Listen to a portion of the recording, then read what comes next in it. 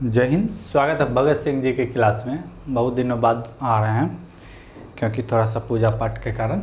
ठीक है, तो आज किताब से थोड़ा हट के बात करेंगे जो कि अभी वर्तमान में चल रहा है पूरे विश्व में, यूएनए के बारे में। यूएनए के बारे में सब जानते ही होंगे, इसके इतिहास के बारे में, इसी के बारे में बात करेंगे, लेकिन इसके इतिहास के बारे में नहीं, इसके कार्य के बारे में कि अभी क्या कर रहे हैं। ठीक है, अगर बात करें यूएनओ की तो एक कब बना, क्यों बना।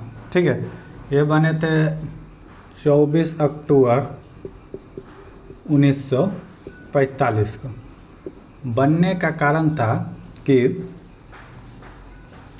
राष्ट्र संघ विफल हो चुके थे।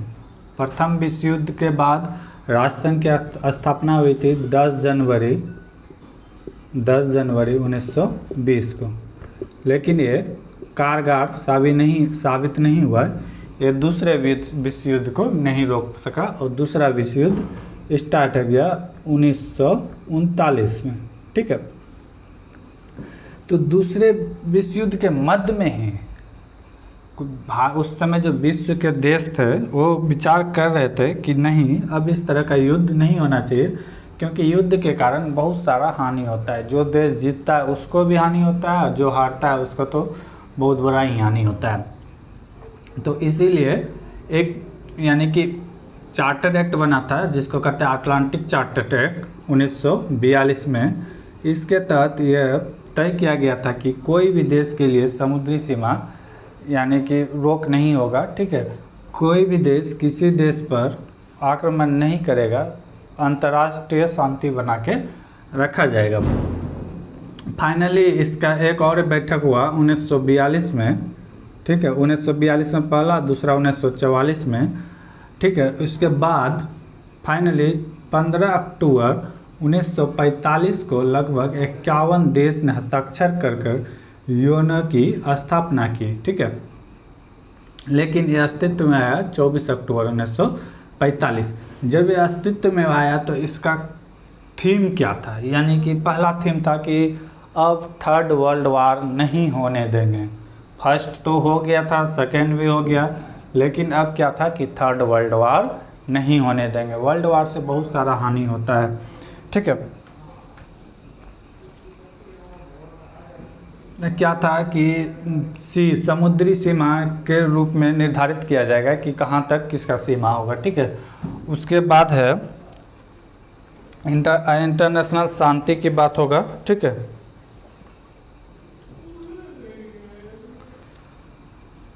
इंटरनेशनल शांति की बात होगा। ठीक, जब ये अस्तित्व में आए थे उस समय ही इसी डेट को यानी कि 15 अक्टूबर को ही 51 देश ने हस्ताक्षर कर इसे यानी कि एक सफल योजना के रूप में बनाया गया। क्योंकि ये बहुत यानी कि वर्तमान समय में अगर देखा जाए तो 193 सदस्य इसके देश हैं, यानी कि यूएनओ के सदस्य हैं। कितना? 193। यूएनओ के 193 सदस्य, ऐसे 195 है। 2 ऑब्जर्वर कंट्री है, वेटिकन सिटी और फिलिपीन। ठीक है, वर्तमान समय में देखा जाए तो 193 सदस्य हैं। ठीक है,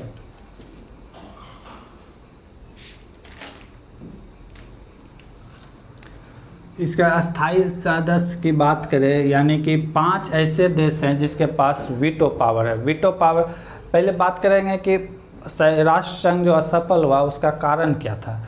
उसमें कोई देश हेड नहीं था, सबको बराबर की भागीदारी दिया गया था, जिसके कारण कोई किसी का बात मानने के लिए तैयार ही नहीं था। जर्मनी किसी का बात माना नहीं और सेकेंड वर्ल्ड वार का कारण बन गया। लेकिन यूएनओ में जो सब गलतियां उसमें था कमी, वो सब कमी को दूर किया गया यूएनओ में। ठीक है, जैसे किसी खास देश को विशेष पावर देना। ठीक है, असेंबली में कौन कौन देश रहेगा, किसको क्या क्या पावर दिया जाए, ये सब चीज़ को ध्यान दिया गया। मिलिट्री पावर बनाया गया। ठीक है, वो अपना मिलिट्री पावर नहीं है यूएनओ का, लेकिन वो मिलिट्री पावर को भी बनाया गया। ठीक है,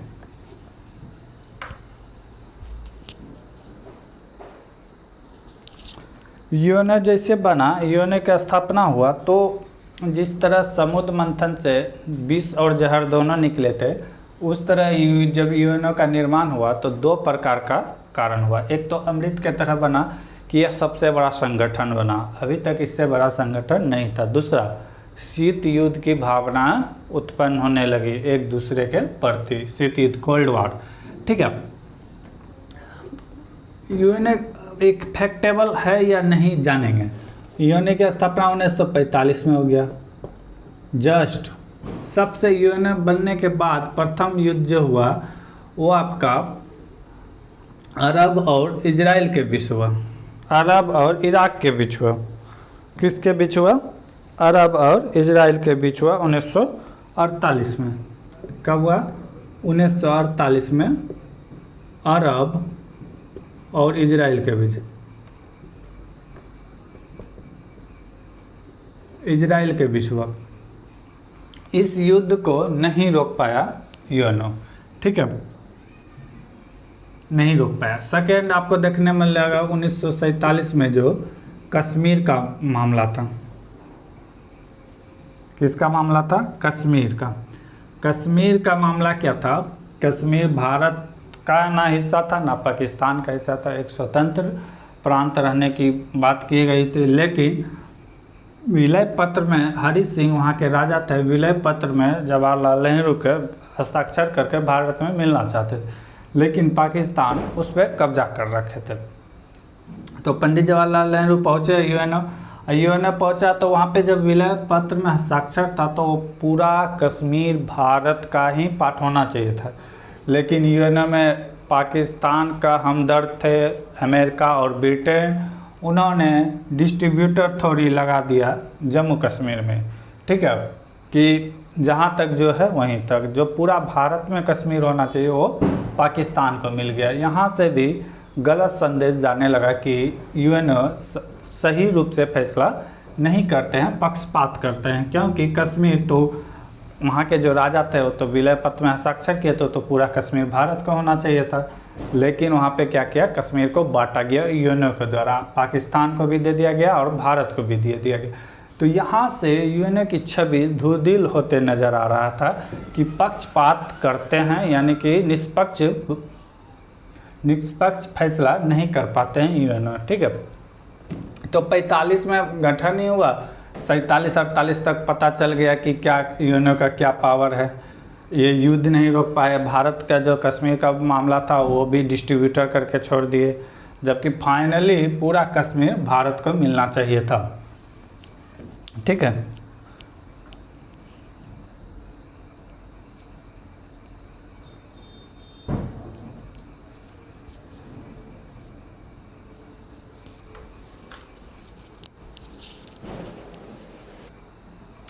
जैसे दक्षिण कोरिया और उत्तरी कोरिया में युद्ध के समय सबको लगा कि यूएनओ दक्षिण कोरिया की मदद करेगा, लेकिन यूएनओ ने साउथ यानी कि दक्षिणी कोरिया की मदद करेगा, लेकिन नॉर्थ कोरिया को मदद करके और दक्षिण कोरिया को बर्बाद कर दिया।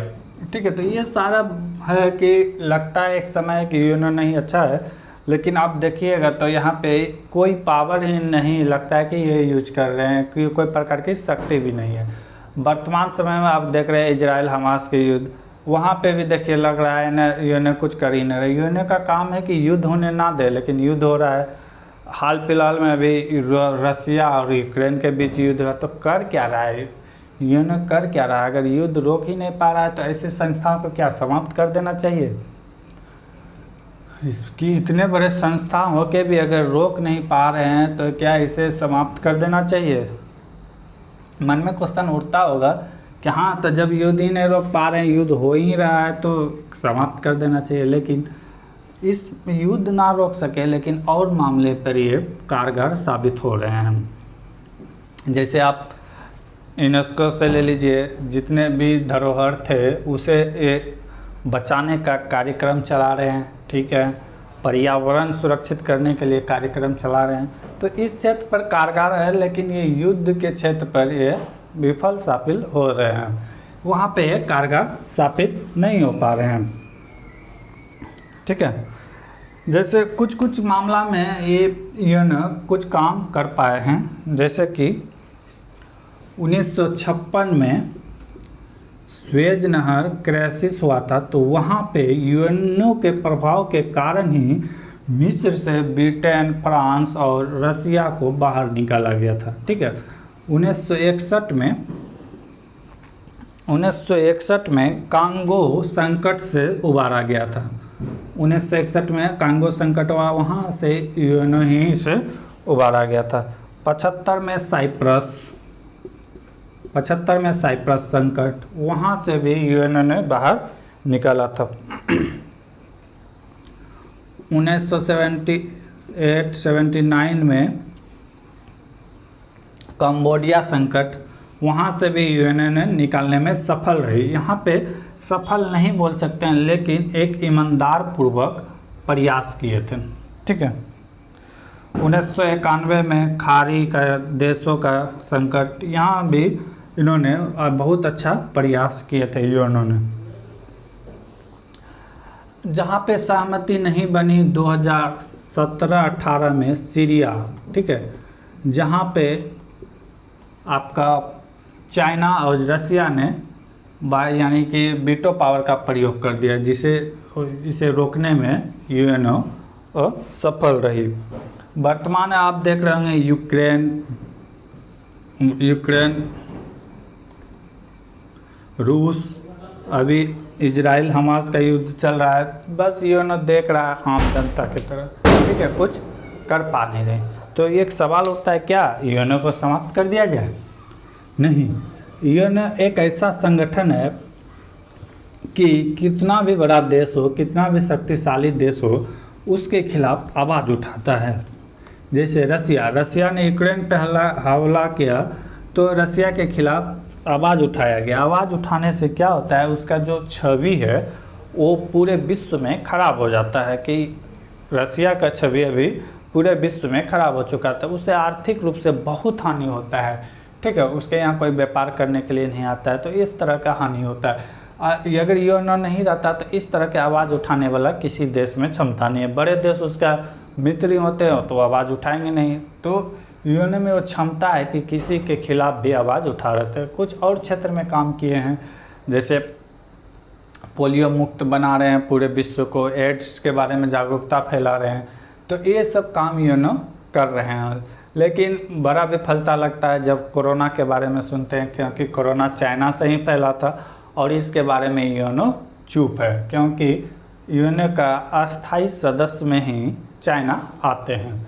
तो ये सब बात लगता है कि यूएनओ कुछ कर नहीं रहा है, इसे हटा देना चाहिए। लेकिन वास्तविकता यही है कि युद्ध ना रोक सके, लेकिन ये अदर क्षेत्र में अच्छा परफॉर्मेंस दिखा रहे हैं।